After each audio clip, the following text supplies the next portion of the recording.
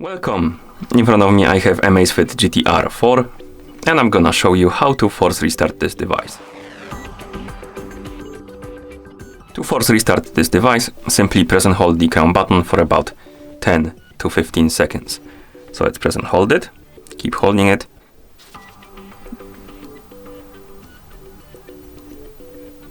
And after about 10 seconds you can release the button.